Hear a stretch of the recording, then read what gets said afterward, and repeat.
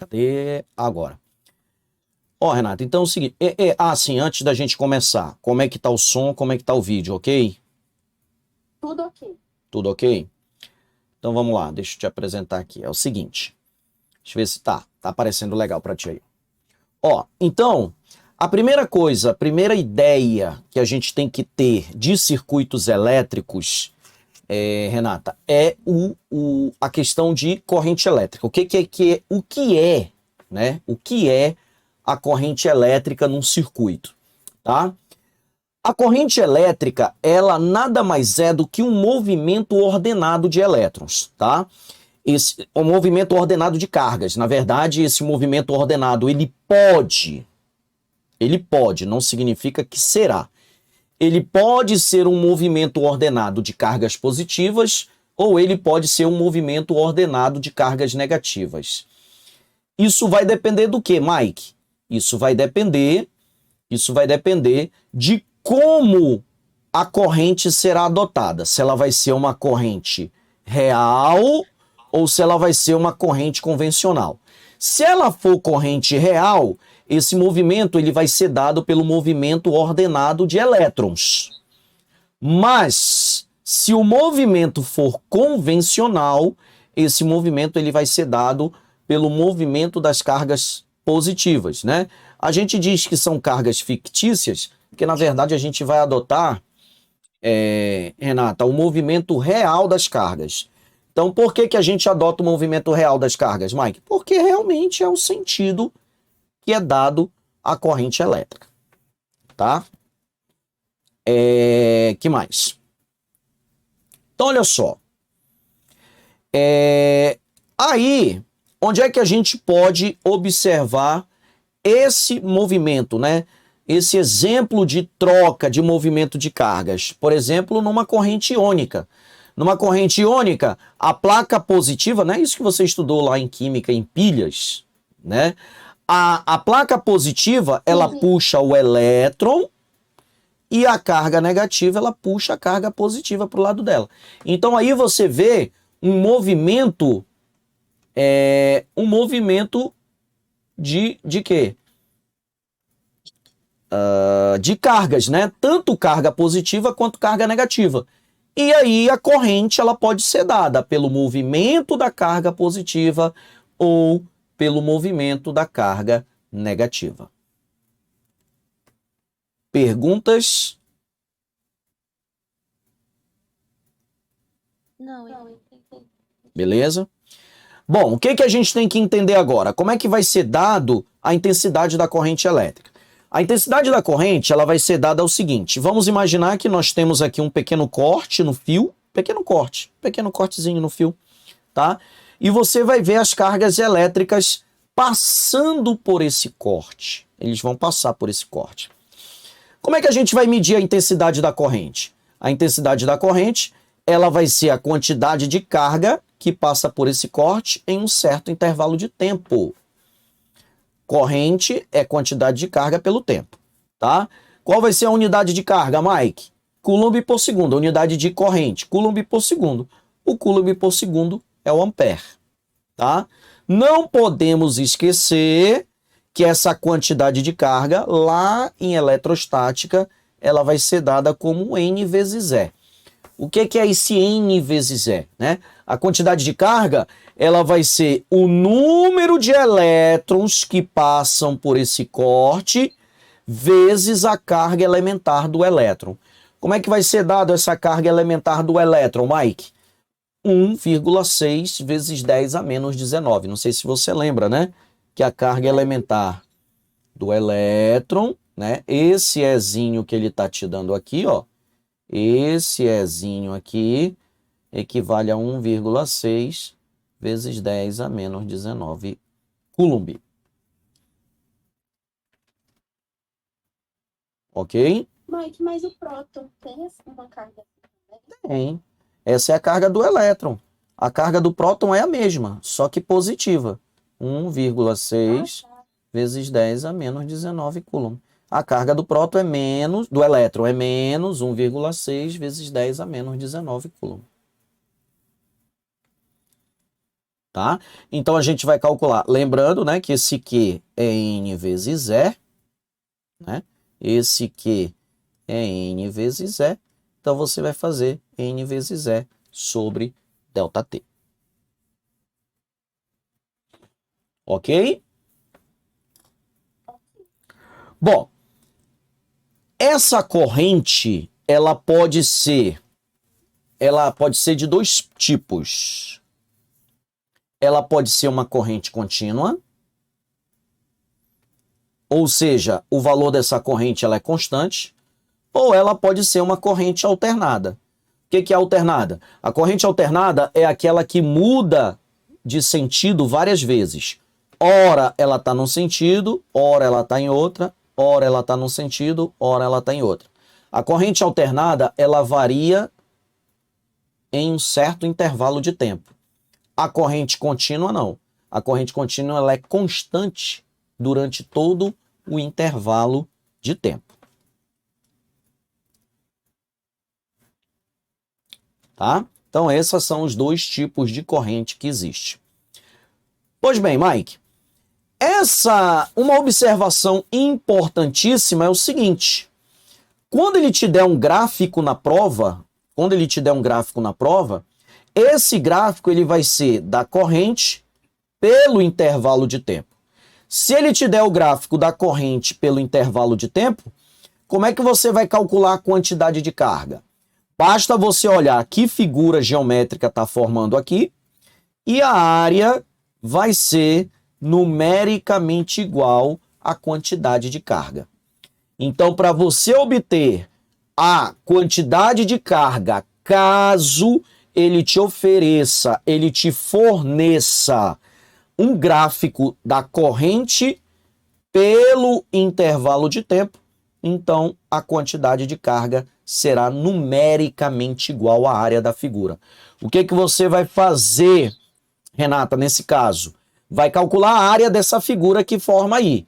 Calculou a área da figura que forma, automaticamente você já está calculando a quantidade de carga.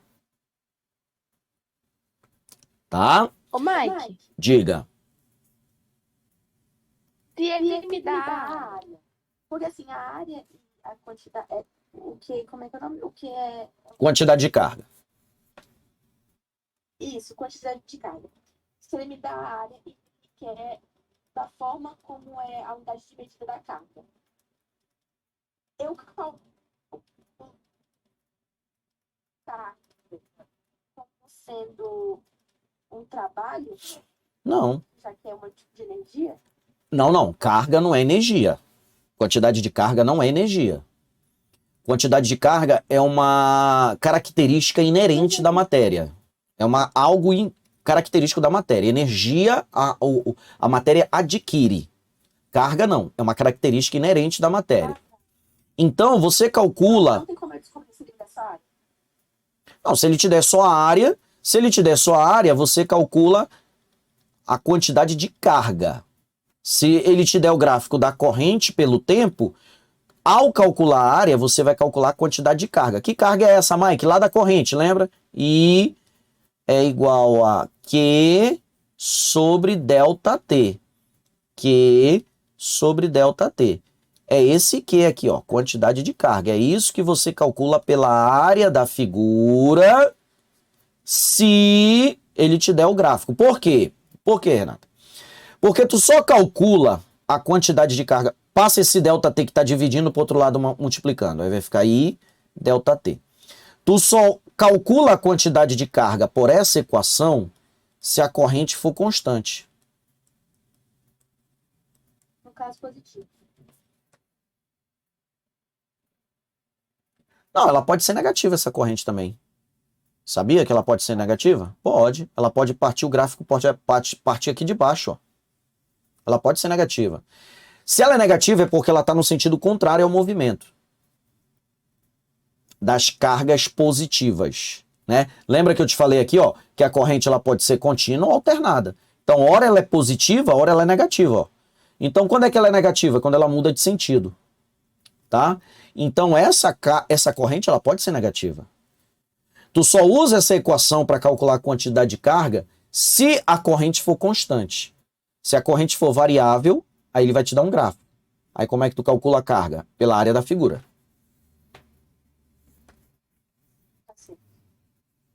Tá?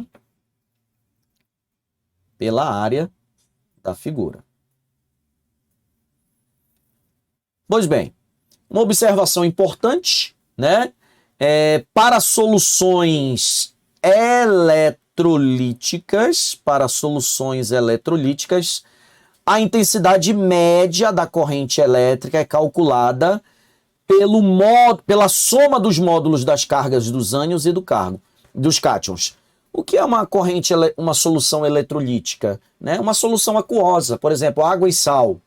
É uma solução eletrolítica, né? Você quer calcular a corrente, é o que você calcula lá em eletrólise, quando você estuda eletrólise em química. Você tem como calcular a corrente elétrica ali? Tem como calcular a corrente. Como é que calcula a corrente ali numa eletrólise, Mike? Tem íons, né, professor? Porque tem íons, né? Como tem íons, como é que você vai calcular a corrente? Você vai pegar a quantidade de carga de ânions e somar com a quantidade de carga de cátions e dividir pelo intervalo de tempo. Aí você vai calcular a corrente que passa pela solução eletrolítica. Tá? Então isso é uma observação muito importante, né?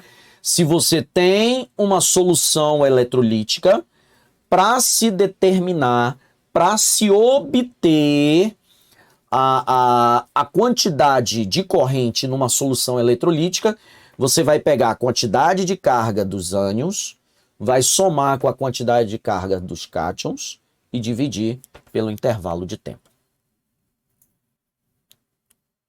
Tranquilo?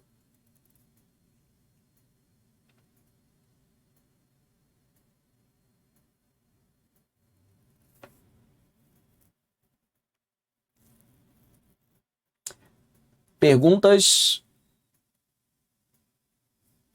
Não, você tá terminando de... Tá.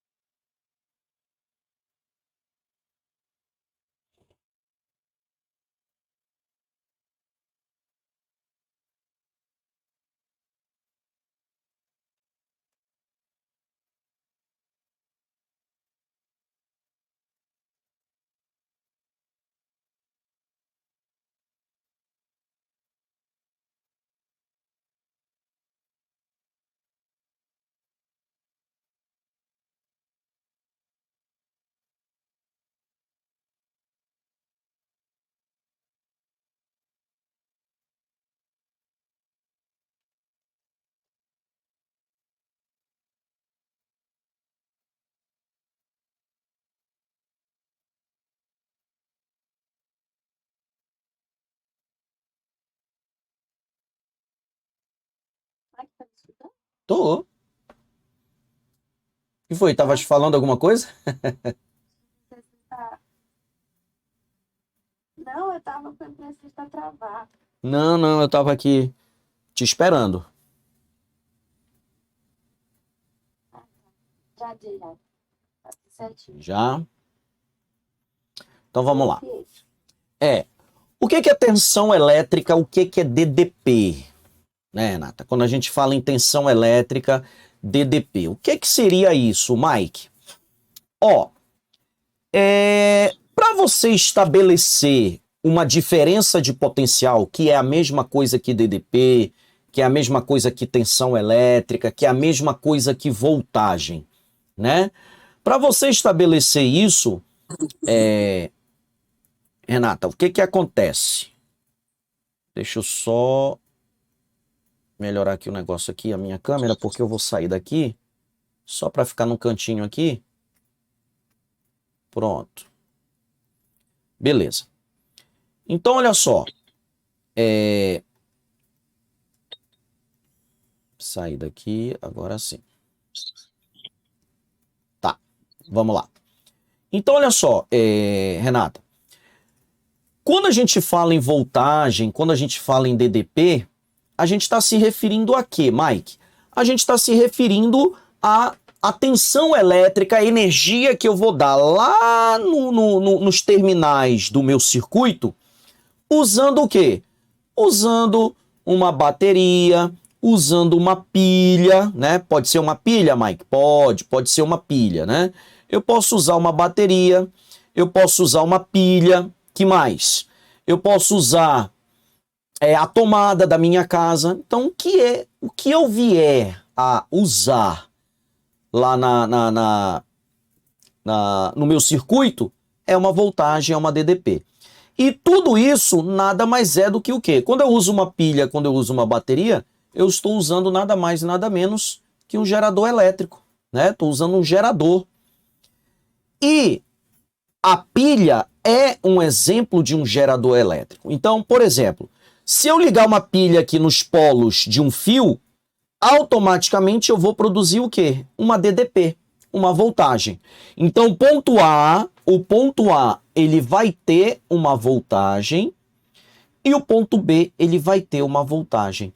Só que, Renata, para que a corrente se desloque de um ponto a outro, é necessário, entre os pontos, haver uma DDP.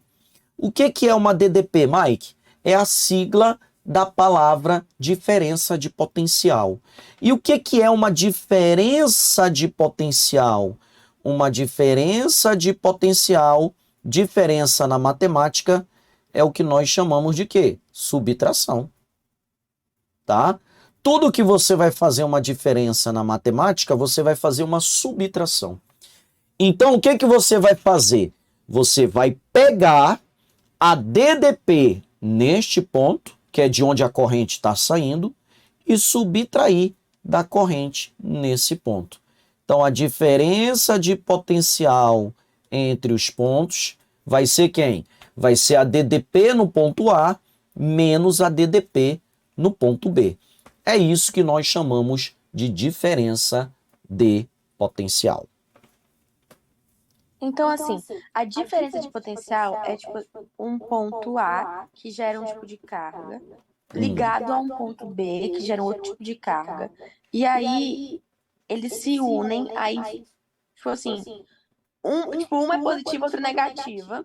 E aí o que sobra seria a energia utilizada que vai mover, tipo, vai esquentar uma chavinha, por exemplo. Isso. Pronto.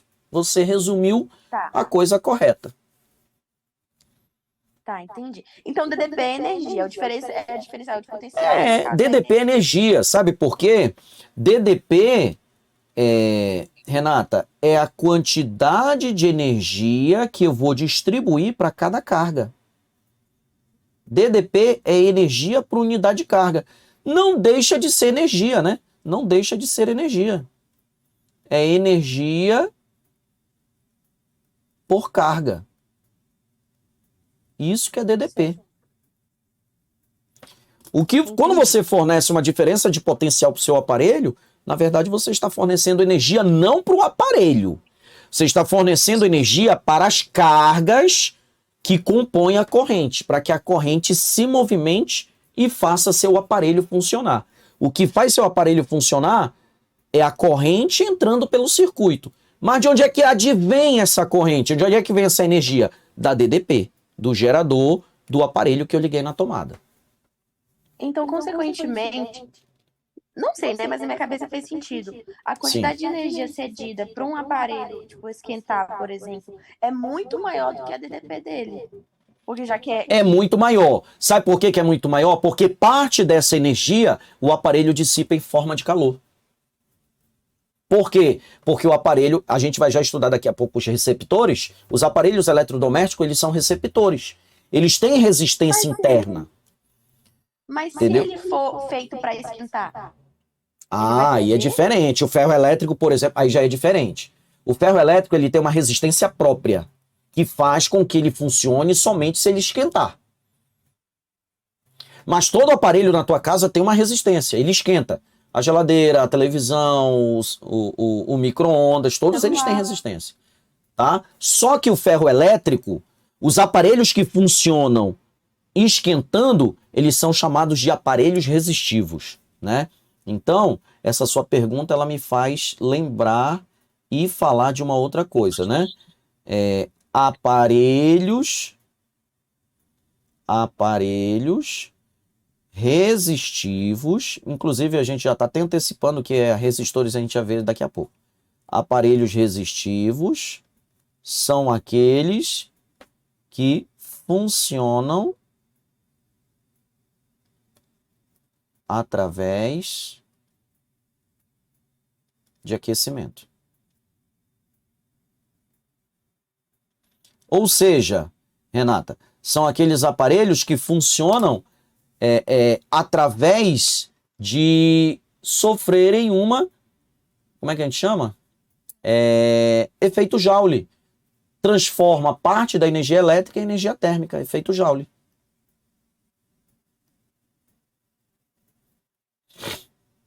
Tá, entendi. Entendido? Sim.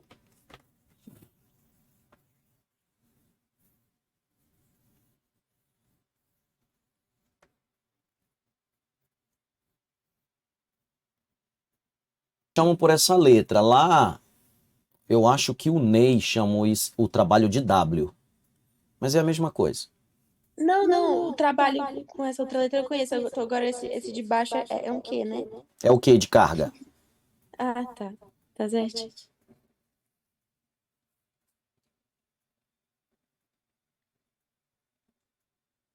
Certinho, entendi. Tá?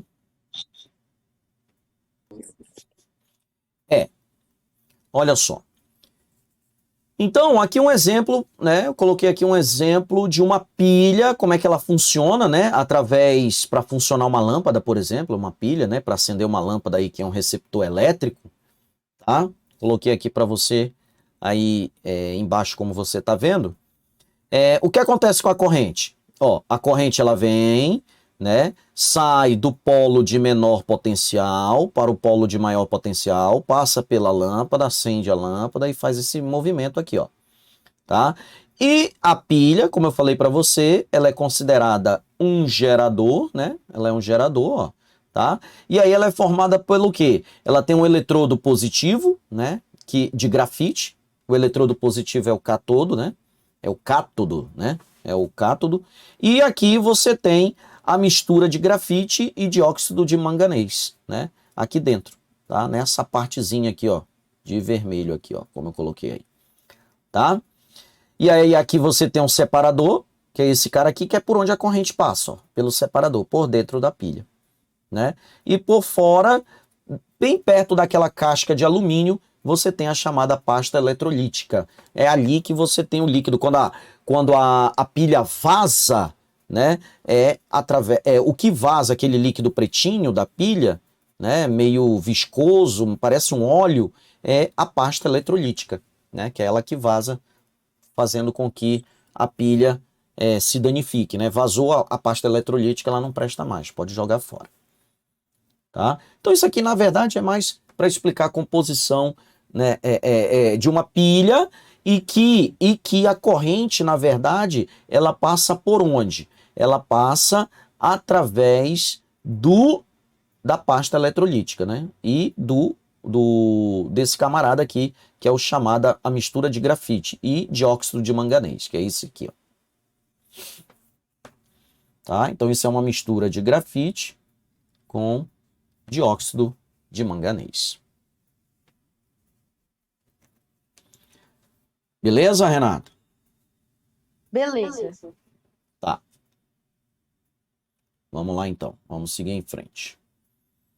Beleza. O que nós temos mais, né?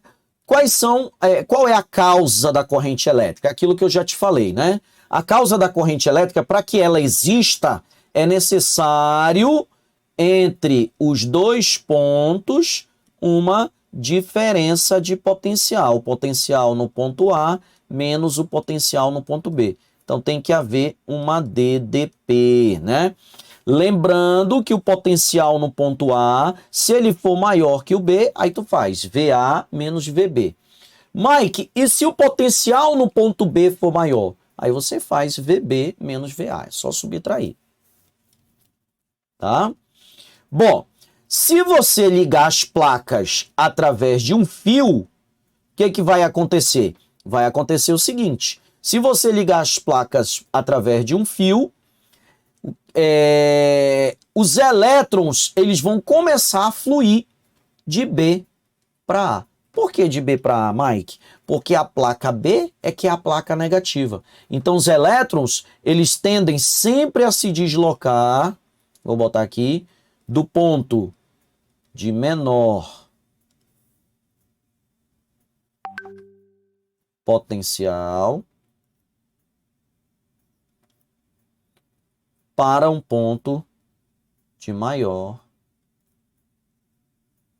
potencial.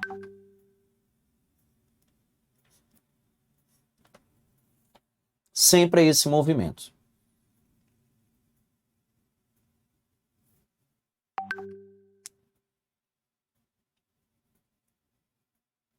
Renata, me dá um minutinho aí, enquanto tu copias aí, um minutinho, tá bom?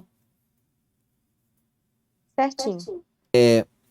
De uma barra de ferro aqui, uma ponte, sei lá o quê. E aí os elétrons começaram a se deslocar do polo negativo para o polo positivo. Então, o que eu devo fazer para a corrente cessar o seu movimento? Para que haja, né, para que pare de haver o fluxo de carga, né? Então, o que eu devo fazer para que essa corrente não cesse, continue passando do polo negativo para o polo positivo? O que a gente deve fazer? A gente deve o quê? Manter a diferença de potencial entre as extremidades do fio. Se eu conseguir manter essa diferença de potencial, a corrente ela jamais vai parar de passar. Então toda hora a corrente vai estar passando aqui do polo negativo para o polo positivo, tá? E o responsável justamente para que mantenha essa diferença de potencial é exatamente quem? O gerador, né? O gerador, ele vai ter a função de quê? De manter a DDP nos terminais do circuito, para que a corrente continue fluindo de um ponto ao outro, tá? Então, a ideia do gerador é justamente manter essa corrente elétrica no circuito. Então ele não gera. Não, ótima! Isso. Na verdade, Renata, o nome dele gerador não significa que ele gera. Não significa que gera energia. Na verdade, ele transforma. O gerador ele não gera energia, ele transforma. No caso da pilha, vai transformar o quê? No caso da pilha, transforma energia química em elétrica. Transforma energia química. Então, se vem no Enem assim dizendo uma questão que o gerador gera energia, eu já descarto, porque não, né? Tá errado. Já descarta, tá errado. Porque não, a energia não pode ser gerada. Gerar é criar. E Lavoisier já tinha dito isso, que a energia não pode ser criada e nem destruída, apenas transformada. Ele recebe esse nome de gerador, mas é errado, né? Deveria ser transformador de energia, e não gerador de energia. Mas me tira uma dúvida, se a energia ela pode ser perdida, ela também pode ser criada, não? Mas vai criar Porque como? se ela se perde, e aí vai que ela se perde toda por inteiro. E aí como é que eu faço para ter energia de novo? Não, mas aí não tem, né? Se ela se perde por inteiro, aí você transforma de novo. A usina hidrelétrica transforma a energia potencial da queda d'água em elétrica. Transforma de novo. Acabou? Transforma de novo. Eu pego a energia eólica, que é a energia do vento, transforma em elétrica. A Mike, acabou a energia elétrica. Vou lá na energia eólica, transformo de novo, porque o vento nunca vai acabar, né? Entendi. Entendeu? Então não tem como. Impossível haver término de energia. Impossível. Porque energia solar, sol sempre vai ter. Energia eólica sempre vai ter. Energia dos ventos. Vento tu vai ter, né? Então, difícil dizer assim, a energia acabou. A elétrica acaba. Por que ela acaba? Porque, na verdade, ela não provém de ninguém. Ela vem de uma transformação de outra em elétrica. Então, a energia elétrica, uma hora ela acaba? Acaba. Acaba. Mas aí eu vou lá e transformo de novo em elétrica para que continue. Né? Agora, a energia eólica nunca acaba. Energia solar nunca acaba. Que mais? Antigamente usava energia do moinho, né? Do moinho lá, girando aquela roda, fazendo gerar energia. Também nunca acaba. Porque a água você sempre vai ter em movimento. Vento você sempre vai ter em movimento. Sol você sempre vai ter.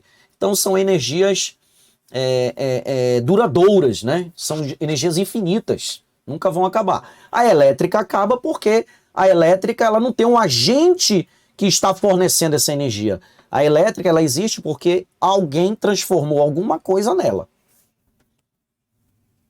Tá? A elétrica ela é uma transformação de energia. Tá, agora fez sentido. Fez sentido, né? Beleza, Renata. Renata, aqui eu botei aqui o desenho de uma lâmpada só para mostrar, né, como é que é o funcionamento. O Enem pode cobrar alguma coisa desse tipo, Mike? Talvez nem tanto, mas a transformação em cada parte. Por exemplo, né?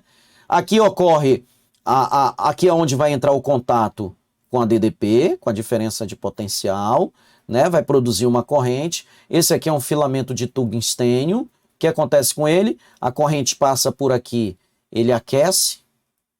Ele aquece. Se ele aquece, ele está transformando parte da energia elétrica em calor. Bom, então tu já sabe que isso aqui é energia térmica.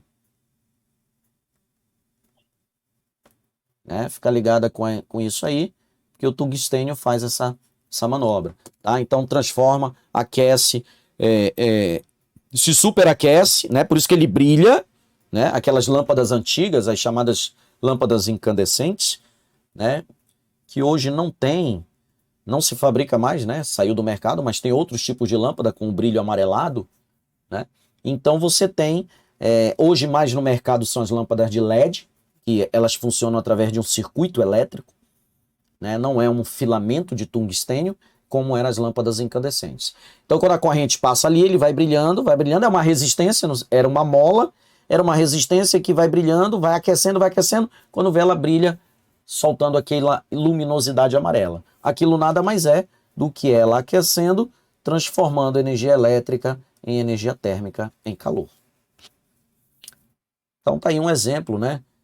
Ele pedir para você marcar a alternativa que corresponde às transformações de energia que ocorrem numa lâmpada de filamento de tungstênio. Certo. Certo? Entendi. Ótimo, Renata.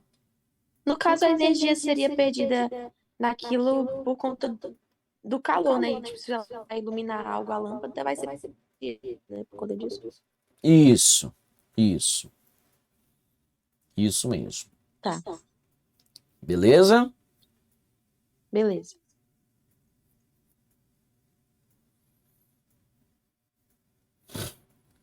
Deixa eu só fazer um negocinho aqui que eu não quero que tu vejas. Eu quero só tapar aqui para você não ver. Deixa eu ver aqui. Pronto.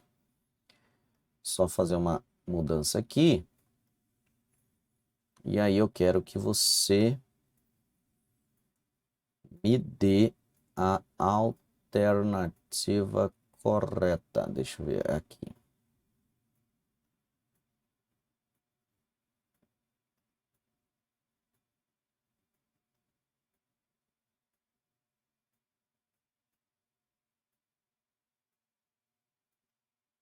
Rapidinho, Renata. Rapidinho, cadê? Aqui.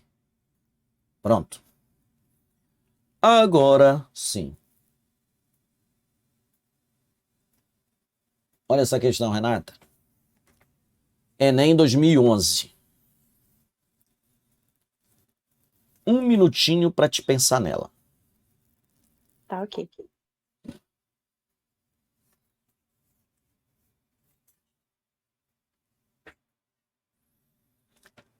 Vai. Em quais casos a lâmpada acendeu? Vou contar meu raciocínio primeiro. Então vai. Eu olhei para as questões e aí 4 de 5 tem o número 1. Então eu fui a diferença de 1 e 3. Qual é a diferença do 1 e 3? E Nenhuma. Na verdade, sim, há uma por que que diferença. não pode ser? Não, Pois há uma é, diferença. nenhuma. A número 1, ela tá ligada O bem no centro do polo. lugar onde está a saída dos elétrons. Onde está a saída dos elétrons? O lugar onde está a saída dos elétrons está diferente. É. Só o fio tá invertido desse É, lado porque e esse aqui tá sai invertido desse. dos- Oi? É, mas um tá no meio e o outro tá mais pro cantinho. Aí, É, essa mais pro diferença que eu vi. cantinho. O lado, Isso. pra mim, não tem muita coisa. Tá. Aí, beleza. Aí eu vi que os dois são muito parecidos. 1, Então eu coloquei 1 e 3. 1 e 3. Tá. Mas aqui são 3, né? Pois é. Aí o mais próximo deles, que tem que estar saindo do polo negativo, indo pro polo positivo. No caso, a lâmpada tem que estar encostada na parte de metal para conseguir ter a DDP. Isso. Então, o mais próximo que parece com 1, 3, e que para minha cabeça faz sentido para ter a DDP é o 7. Porque, ó, o 2 não pode. Tá fora, tá ao contrário a pilha. Tá como se estivesse saindo do polo positivo e indo pro polo negativo. Isso. Isso tá errado.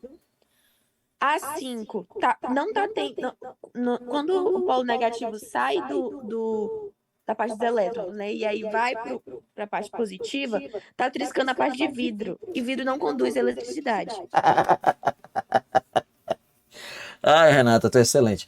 Realmente, parabéns. Vai, continua. E aí, o 6. Não entendi. O 6 tá estranho esse 6 aí. Todo ao contrário, todo torto. Pra mim não é o 6, não. E o 4? Desorganizado, bagunçado.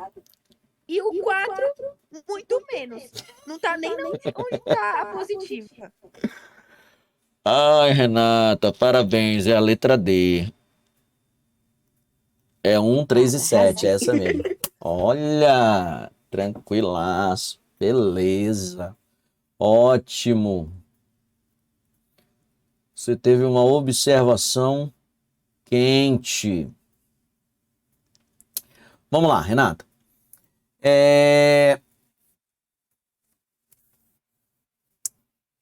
O que a gente pode comentar também é o seguinte. Estimativa do valor da velocidade do elétron para o movimento de avanço. Bom, isso aqui basicamente ele vai comentar como é que você calcula a velocidade do elétron no interior de um condutor. Mike, é muito rápido? Às vezes sim, né?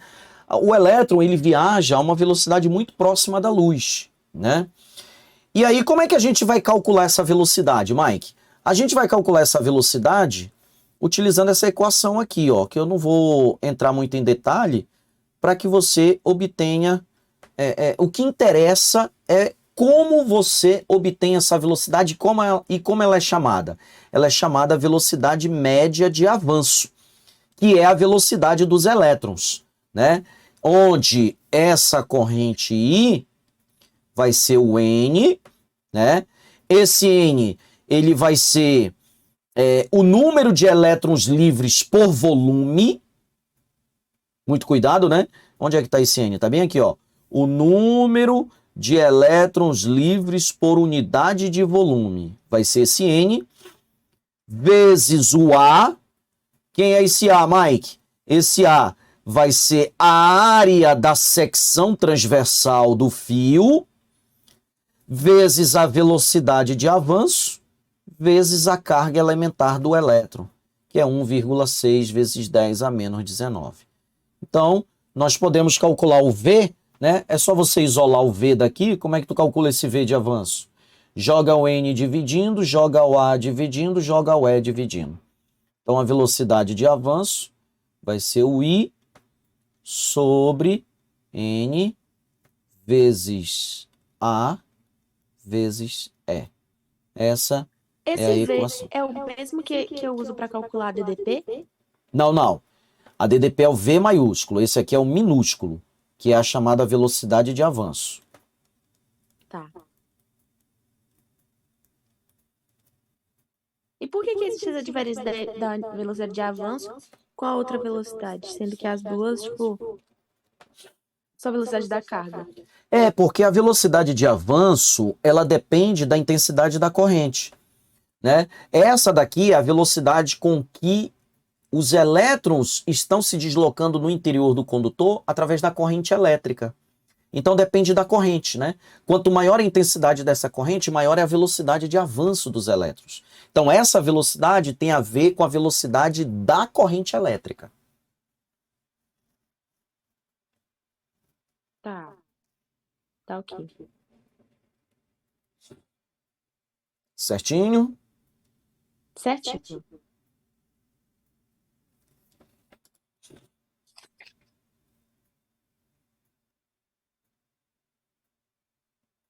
Bom, aí aqui tem um exemplo, né? Considere eu vou passar depois uma lista de atividade para a gente fazer.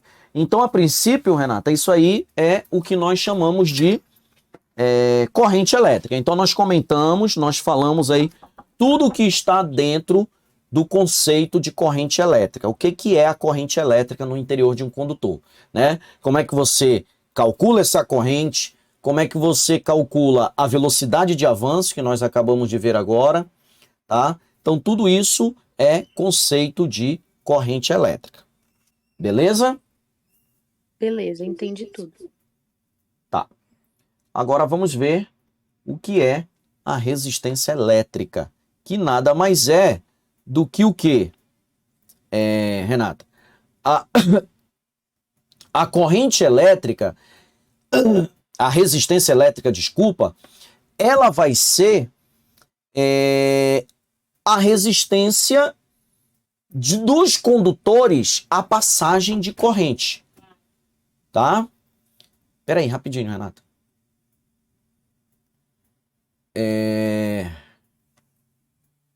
Continuando. Tá, então o que é a resistência elétrica? Como eu te falei naquela hora da lâmpada incandescente, né? Aqui é um tungstênio, então como ele é feito de uma molinha, ele é um resistor, né? O resistor, ele tem a função o quê? De transformar parte da energia elétrica em energia térmica, tá?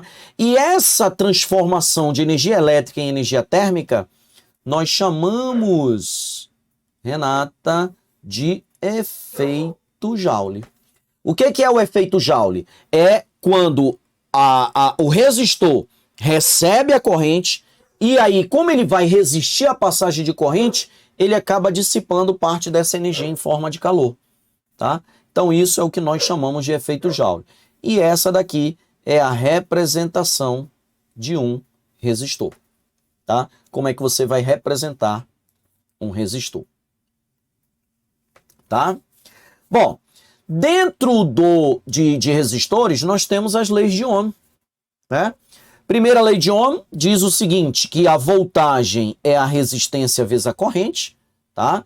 Muito importante a gente fazer uma observação aqui, né? Não é só você jogar na equação e calcular, Renato.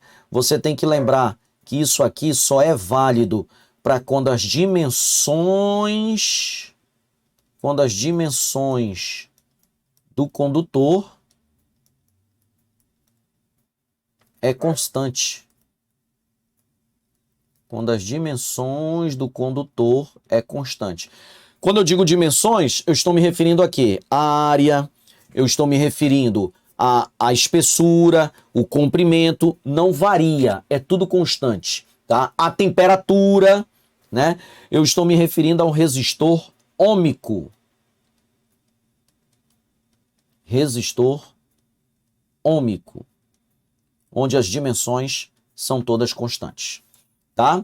Então, você percebe que a resistência é constante, né? Isso aqui é constante, quando o gráfico é uma reta, ó. Se ele te der o gráfico da voltagem pela corrente, né? Como é que você vai determinar a resistência? Através da tangente do ângulo, né? Então você vai calcular a tangente desse ângulo, ó. Você vai pegar o cateto oposto, que é U, e vai dividir pelo cateto adjacente, que é o I. Então você vai calcular a tangente de θ como sendo a resistência do condutor. Aí foi o que eu falei para você, né? Todos os resistores que obedecem à lei de Ohm são chamados resistores ômicos, né? Resistores ômicos. Perguntas, Renata?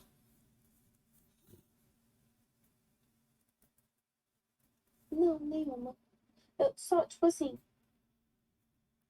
não sei, no gráfico, se essa parte do resistor sempre aumentar, ele sempre aumentar, mesmo com, não sei, pra mim o resistor, quanto mais ele aumenta, o gráfico deveria diminuir, mas ele aumenta, né? É porque, não faz mais sentido. porque se você está aumentando a corrente ela só aumenta se você aumentar a voltagem. Por quê, Mike? Porque o R é constante. Se o R é constante, deixa ele sozinho aqui, passa o I para cá dividindo. Então, U sobre I é igual a R. Se esse cara é constante, Renata, quanto maior o I, maior o U. São diretamente proporcionais, porque é uma divisão. Grandezas diretamente proporcionais são grandezas que se dividem. Como o U se divide com o I, então eles são diretamente proporcionais.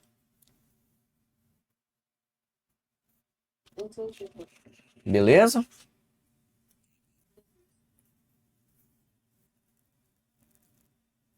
Posso passar? Tá copiando?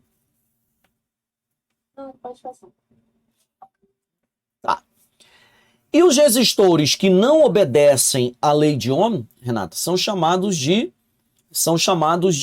resistores não ômicos, né? Os que não obedecem à lei de Ohm são chamados de não ômicos. Aí o que que você tem? O que que você tem se nesse caso for um resistor não ômico, né? Se chamarmos de resistência elétrica do resistor não ômica a razão entre o I da corrente, então nós vamos ter quem vai ser a resistência, como eu acabei de explicar, U sobre I, tá? E quem passa a ser agora a nova resistência. Por que a nova resistência, Mike? Porque ela vai deixar de ser constante, tá? O resistor não ômico, a resistência já muda. Para cada valor de corrente, você tem um valor de voltagem. Então, se para cada corrente você tem uma voltagem, então você vai ter uma resistência diferente, né? Então, agora o gráfico de um resistor não ômico é uma parábola.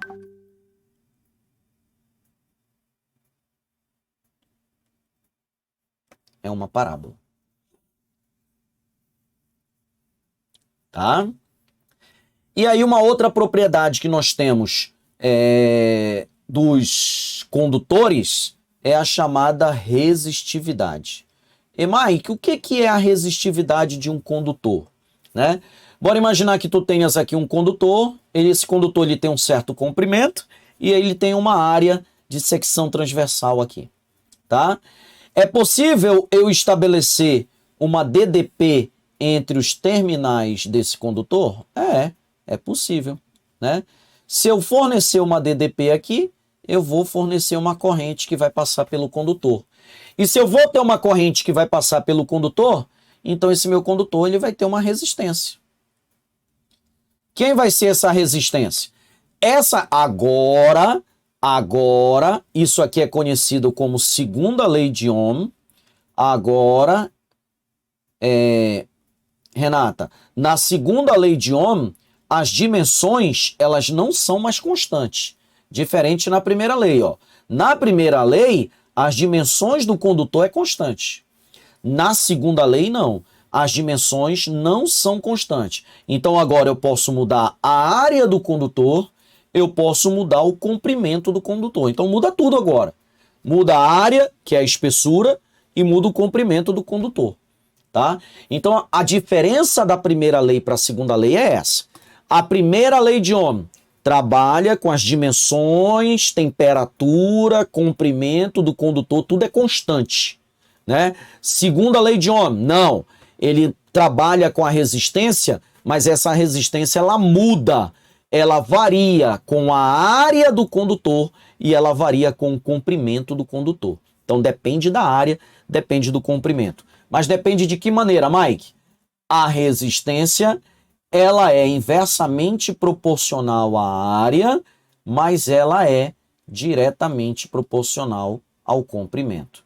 Então você tem que entender o seguinte: se eu diminuir a área de um condutor, eu aumento a sua resistência. É inversamente proporcional. Mas se eu diminuir o comprimento de um condutor, eu diminuo a resistência. Por quê? Porque pela segunda lei de Ohm, resistência e comprimento são diretamente proporcionais. Dúvidas? Não, nenhuma, entendi. Ótimo.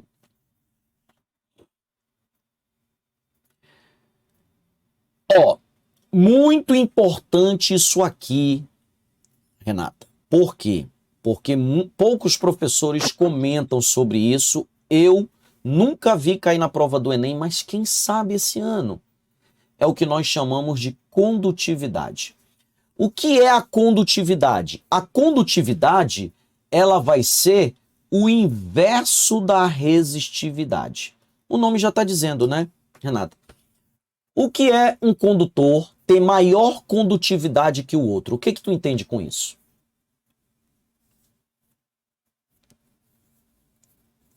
Ele tem mais capacidade de conduzir energia. Pronto. Resumindo isso. Respondido.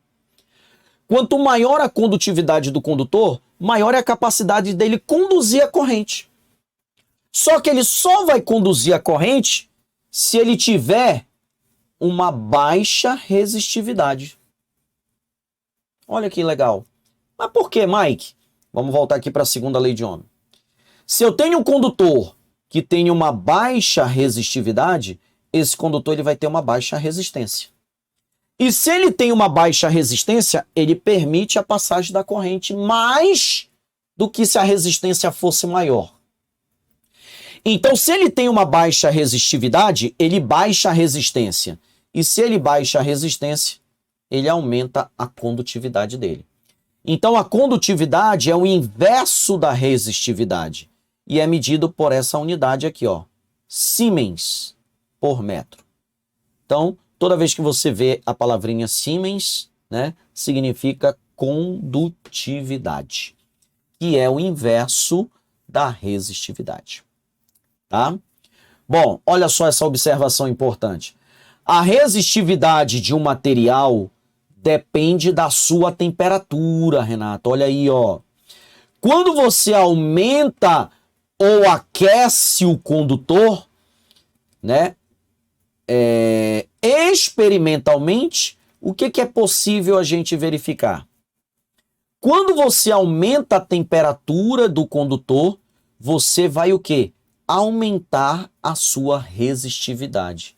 Ah, Mike, então quanto mais um condutor aquece, maior é a resistividade. Isso, maior é a resistividade. Só que sabe o que acontece se eu aumento a resistividade? O que acontece se eu aumentar a resistividade? Se eu aumentar a resistividade, por outro lado, eu vou diminuir a condutividade do condutor. Tá? Então isso é muito importante. Eu aumento a temperatura do condutor, eu diminuo a sua condutividade. Tá certo? Então por isso, Renata, que você tem esses fios elétricos que você usa que acabam derretendo, pegando fogo. Por quê? Porque eles aquecem muito, aquecem bastante, né? Aumentando a sua resistividade, e aí a corrente ela não consegue passar. E aí, como ela não consegue passar, por eles estarem esquentando muito, justamente impedindo a passagem de corrente, eles acabam derretendo. Tá? E aí esse camarada aqui, ó, isso aqui tá parecendo muito com dilatação, né? Mas não é, tá? Esse coeficiente aqui é o chamado coeficiente de temperatura. Tá? E olha só que interessante. Se eu aumentar a temperatura, se o fio sofrer uma variação de temperatura, ele aumenta a resistividade, e aumentar a resistividade significa o quê? Aumentar a resistência elétrica. Então, a resistência elétrica também, ela está ligada com a resistividade do condutor.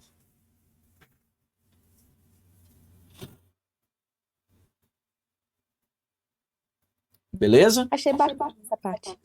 Não entendi. Achei bacana essa parte. Pois é. E detalhe, viu, Renata? Os aparelhos em que a gente pode... Então, percebe que a resistência aqui é variável, hein? Quando é que a resistência vai variar? A resistência vai ser variável quando você variar a temperatura do condutor. E um aparelho que mostra muito bem isso é um carinha chamado de reostato. O que é o reostato? Ele é um dispositivo cuja resistência elétrica é variável. Então você varia a resistência elétrica do reostato variando o seu comprimento. Isso aqui é um ponteiro, ó. Então daqui para cá tem um comprimento, né? Se você pegar só esse pedaço, tem uma resistência. Mas se você pegar todo o resistor, vai ter uma nova resistência. Então o reostato, ele modifica a resistência conforme você varia o comprimento dele. Onde é que tem um reostato? No ferro elétrico. Aquele botãozinho do ferro que você vai para esquentar mais e para esquentar menos, o que tu estás fazendo ali, Renata? Quando tu mexe naquele botão, tu estás o quê? Variando o comprimento do reostato. Ali dentro do ferro elétrico você tem um reostato. Quando você mexe naquele botão, você faz o comprimento ficar maior, faz o comprimento ficar menor. Quanto maior o comprimento do reostato, maior é a sua resistência. E quanto maior a sua resistência, mais ele aquece. Maior é a temperatura. Bacana. Achei legal. Tá? Mas o reostato, ele tipo assim, ele é uma coisa que dá pra gente ver ou ele só... Dá. É só você, se você tiver oportunidade, não vai abrir teu ferro elétrico, mas se tu tiver oportunidade de ver um ferro elétrico quebrado, você vai ver que lá dentro é uma mola, é um reostato. E aí aquele botão, ele vai mudando o comprimento do reostato. Quanto mais comprido ele for, maior a temperatura. Tá legal.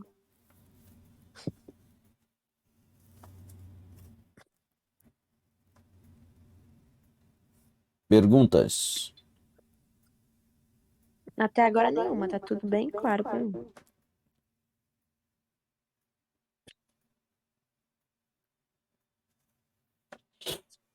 Beleza. Vamos lá, Renata, vamos lá. Circuitos elétricos. Aí nós temos a associação de resistores, né, Renata? Primeira coisa... É essa parte aí.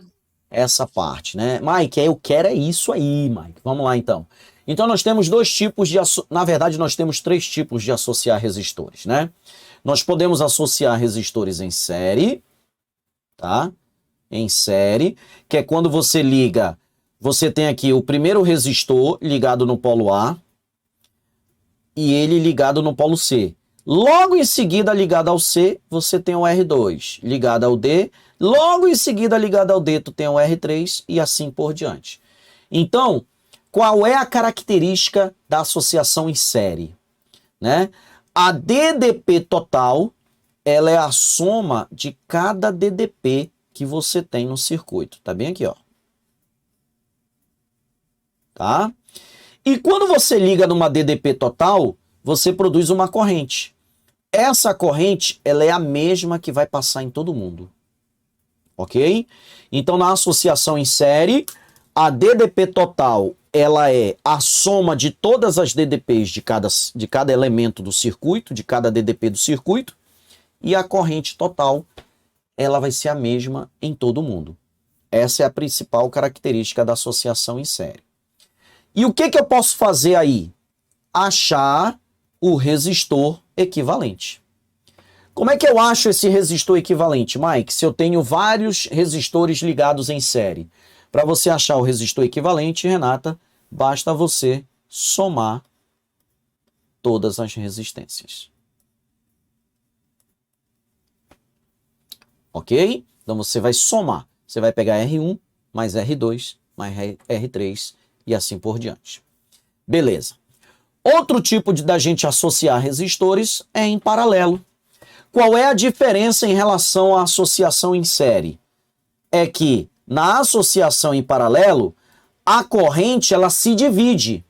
Quando ela chega nesse ponto bem aqui chamado de nó. Uma parte vem para cá, uma parte vem para cá, uma parte vem para cá, e aí a corrente sai, se junta todo mundo aqui para sair novamente a corrente aqui. Então a corrente, ela é o quê? Ela é dividida. Na associação em série, o que é dividido é a DDP. Na associação em paralelo, o que é dividido? A corrente. E detalhe, né? Se eu ligar esse circuito aqui numa DDP total, que eu acabei de não observar que não tem, quem vai ser a DDP total? A mesma de todo mundo. Então a DDP do circuito, ela é a mesma para cada resistor.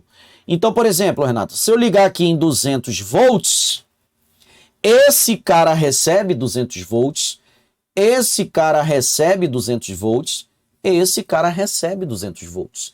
Então, a DDP total é a mesma para todo mundo quando a associação ela é em paralelo. Tá? Nesse ponto B, onde está passando a energia todinha para ele, 200, 200, 200, a DDP é quanto? Ela é 200. Ela é 200 em todo mundo. Mas no ponto B... Não. A diferença de potencial entre os pontos é que é de 200 volts. Ah, tá. Beleza? Beleza. Ótima pergunta. Gostei. Tá. Eu posso determinar o resistor equivalente aí também? Posso. Mas como é que eu vou calcular o resistor equivalente? O resistor equivalente ele também vai ser uma soma das resistências, tá, Renata? Só que essa soma, ela é o inverso. Ela é o inverso da resistência de cada um. Então você vai fazer 1 sobre REC é igual a 1 sobre R1, mais 1 sobre R2, mais 1 sobre assim por diante. Agora, se no meu caso particular eu tiver dois resistores ligados em paralelo, aí a gente usa uma regrinha chamado produto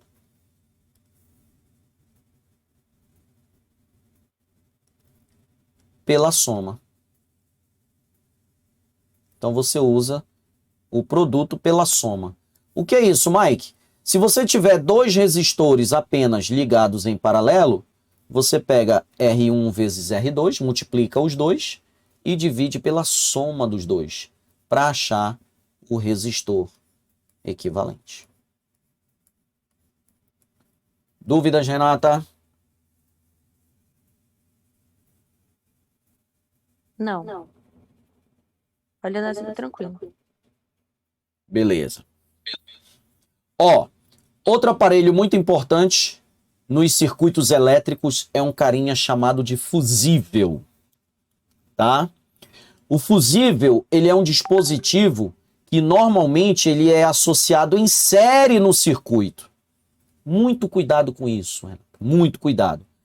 Né? Se cair uma questão falando sobre o fusível ele só tem funcionalidade num circuito elétrico se ele for ligado em série no circuito. E qual é a finalidade? Loucura. Por que loucura? Por que uma coisa só pode ser ligada em série? Agora é que vem a história. Porque para ele proteger a finalidade dele, qual é a finalidade do fusível? É proteger o circuito. Se ele protege o circuito, vou te dar uma dica aqui, Renata. Vamos lá. Deixa eu ver. Deixa eu ver se eu coloquei aqui. Se eu não coloquei, eu vou ter que te explicar. Pronto, tá aqui. Coloquei. Inclusive, é até uma questão. Ó. Esse fusível, ele tá aqui para proteger esse cara e esse cara. Esse fusível está aqui para proteger esse cara de 6. E esse fusível aqui, ele tá para proteger esse cara de 4. Para quê? Por que eu tenho que ligar em série, Mike? Eu tenho que ligar em série, Renata, porque se esse resistor receber uma corrente mais alta do que ele suporta, o primeiro que queima é o fusível.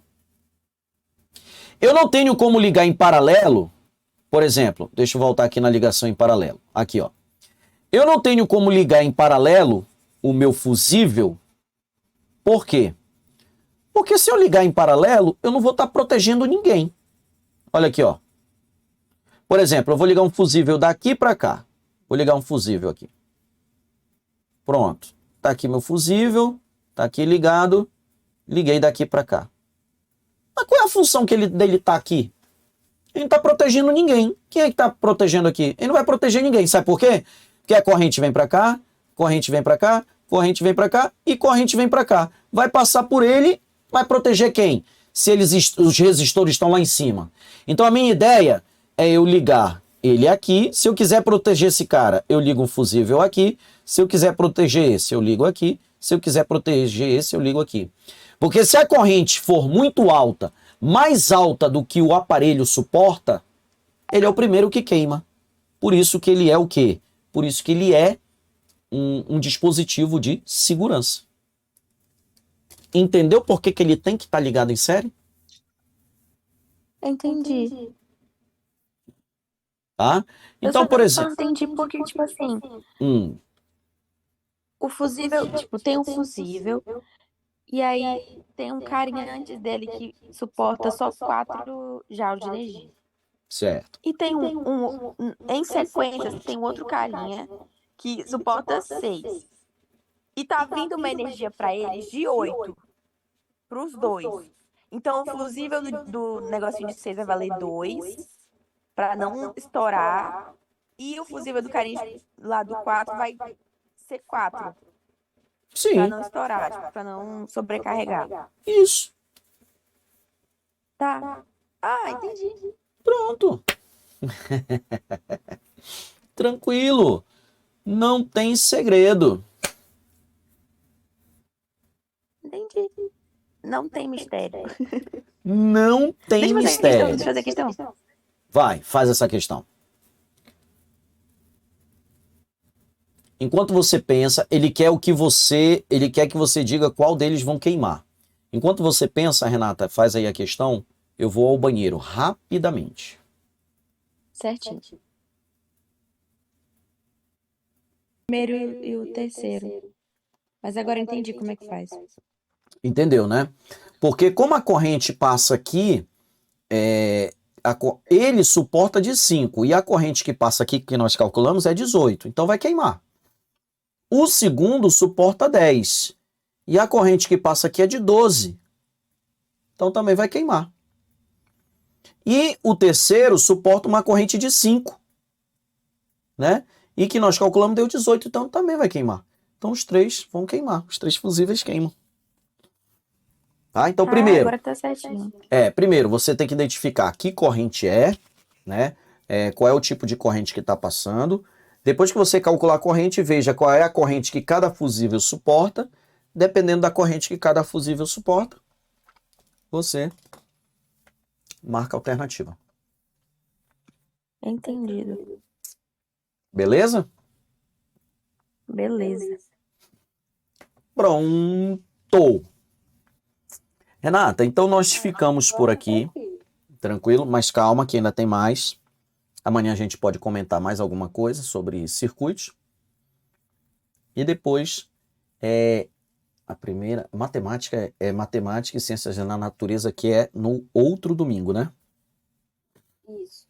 Então, beleza. Então, nós temos aí mais uma semana ainda para a gente treinar bastante. Tá bom?